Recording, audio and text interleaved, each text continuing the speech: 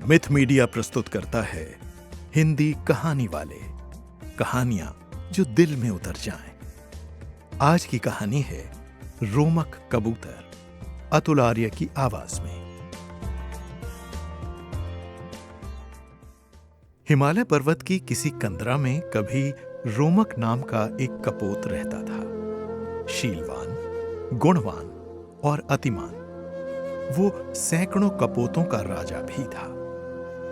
उस पहाड़ के निकट ही एक सन्यासी की कुटिया थी। रोमक प्रायः उस सन्यासी के पास जाता और उसके प्रवचन का आनंद उठाया करता था। एक दिन वो सन्यासी अपनी इस कुटिया को छोड़ किसी दूसरी जगह चला गया।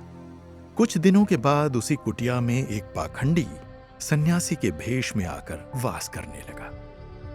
वो आदमी अक्सर ही पास की बस्ती में जाता, लोगों को ठगता और उनके यहां अच्छे अच्छे भोजन करके सुविधापूर्वक जीवन बिताता। एक बार जब वो किसी धनिक गृहस्थ के घर में मांस आदि का भक्षण कर रहा था, तो उसे कबूतर का मसालेदार मांस बहुत भाया। उसने ये निश्चय किया कि क्यों ना वो अपनी कुटिया में जाकर आसपास के कबूतरों को पकड़कर वैसा ही व्यंजन बनाए।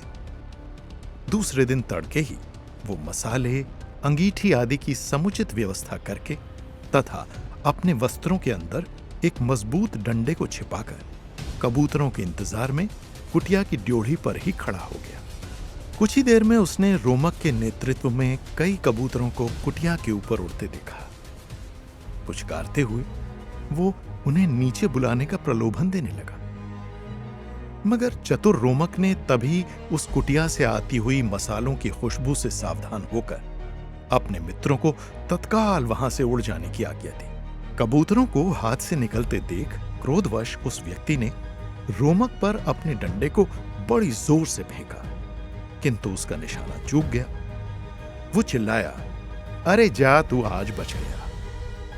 तब रोमक ने भी चिल्लाकर उसका जवाब दिया, अरे दुष्ट, मैं तो बच गया, किंतु तू अपने कर्मों के फल भुगतने से नहीं बचेगा। अब तू तत्काल इस पवित्र कुटिया को छोड़कर कहीं दूर चला जा, वरना मैं बस्ती वालों के बीच तेरा सारा भेद खोल दूंगा। रोमक के तेजस्वी वचनों को सुनकर वो पाखंडी उसी क्षण अपनी गठरी लेकर उस कुटिया से कहीं और खिसक गया। इस कहानी से हमें ये सीख मिलती है कि पाखंड और दिखावा ज्यादा दिन तक नहीं चलता।